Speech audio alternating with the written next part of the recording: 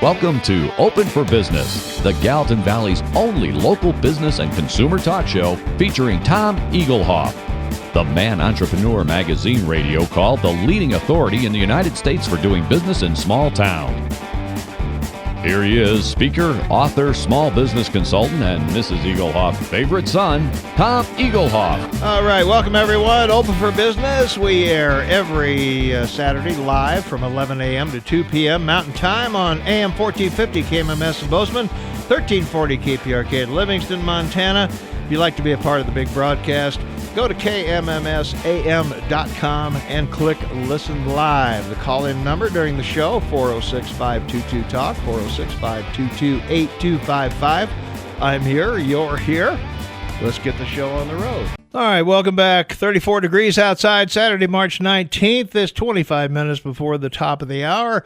Welcome to the podcast portion of Open for Business. Each week I share some tips and tricks I've learned over the years about advertising, marketing, promotion, and building strong, successful businesses. I do these podcasts every Saturday live between 11:30 and noon Mountain Time from the studios of AM 1450 KMMS in Bozeman, 1340 KPRK in Livingston, Montana, and of course we stream worldwide on the net at kmmsam.com. If you missed any of my previous podcasts, you'll find them on my YouTube channel or my website at smalltownmarketing.com. That's smalltownmarketing.com. Just go about halfway down the page on the left side, and you'll find a link to the podcast and the YouTube page so you can catch up on any of my podcasts that you might have missed. As I mentioned earlier, today's topic, we want to talk about how to control expenses and increase profitability. So if you took a poll of business owners and asked what the most difficult task in running a business is, the most overwhelming answer would be how to keep expenses under control. So what exactly is a business expense and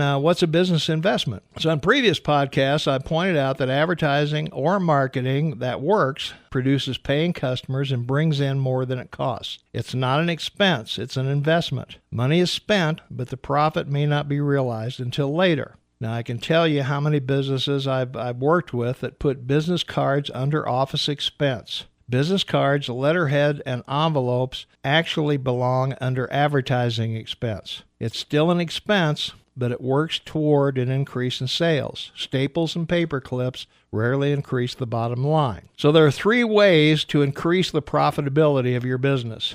First, find a way to increase sales of your product or services without a major increase in advertising or promotion expense. I know it sounds very elementary, but many businesses overlook it. One of the easiest ways for a retailer to do this is to put products in packages. For example, a new rifle needs a scabbard. That's a carrying case for the non-hunters out there. The scabbard will normally have a much higher profit margin than the rifle or shotgun that goes in it. So packaging the two can increase margin even if you discount the case by a few dollars. Now, there is a possible problem. If you're going to have an in-store sale or a business promotion, the cost of the promotion can often be more costly than the business the promotion brings in. For example, if you have a 30% profit margin and you have a 20% off sale, you're going to have to sell twice as much of the same sale product to make the same money if you didn't have a sale at all. So the solution, can you create free publicity in your sales area? Would a local industry expert give a free seminar? Tie your business to a local or national event and alert the media that a special event is taking place. Don't have a sale or promotion just because you haven't had one in a while.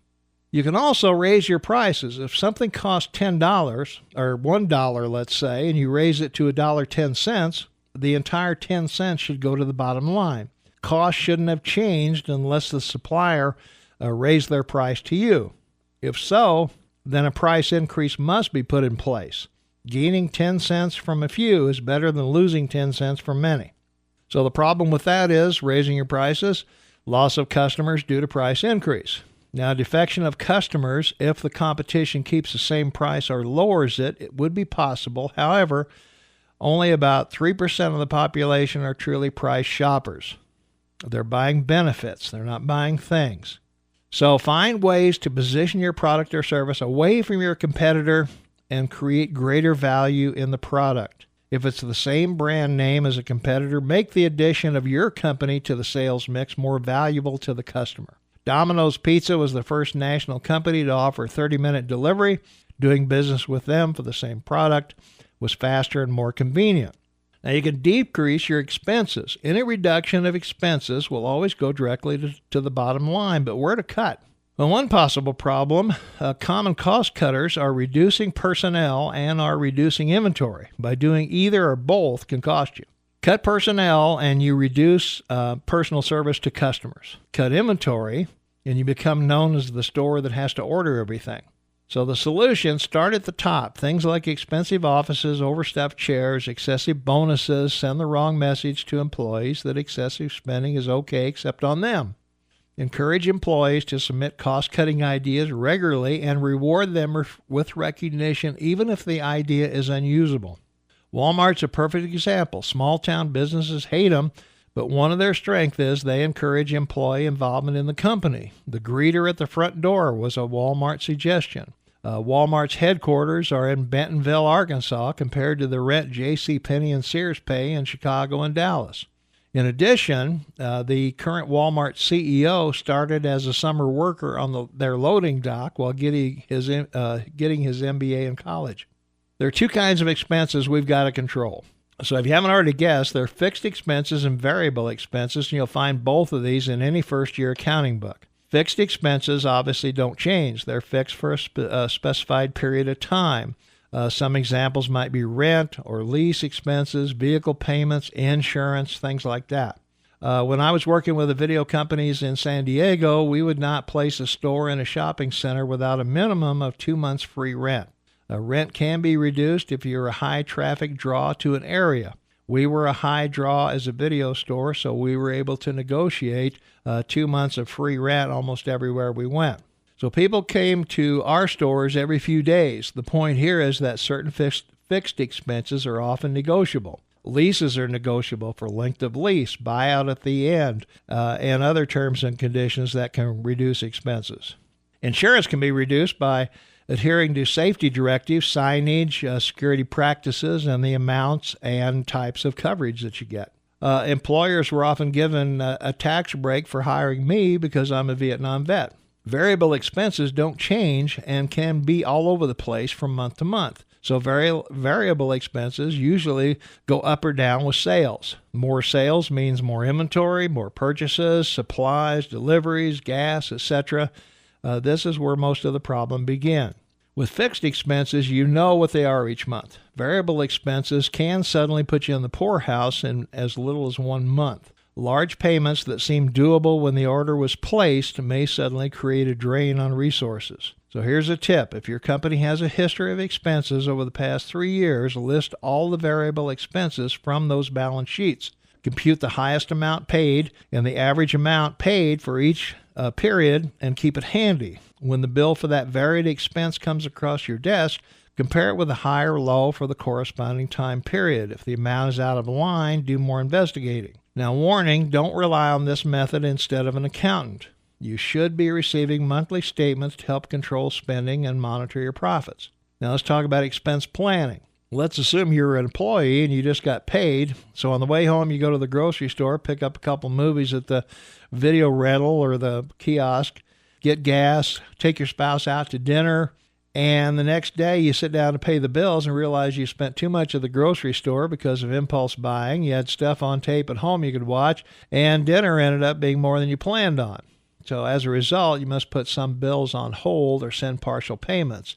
Business often react the same way. The boss assumes the bookkeeper's on top of things, and he or she signs all the checks. But he or she doesn't always have a handle on the financial position of the company at every given moment.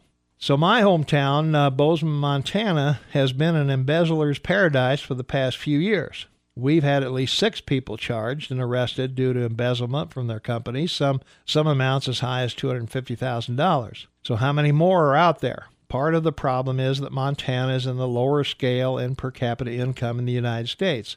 The point here is that sometimes you want to delegate the unpleasant or boring task of bookkeeping to someone else. You assume the bookkeeper is honest and is working in your best interest, and 99% of the time, the employee is absolutely honest, but there is still that 1% that some of our local businesses discovered the hard way.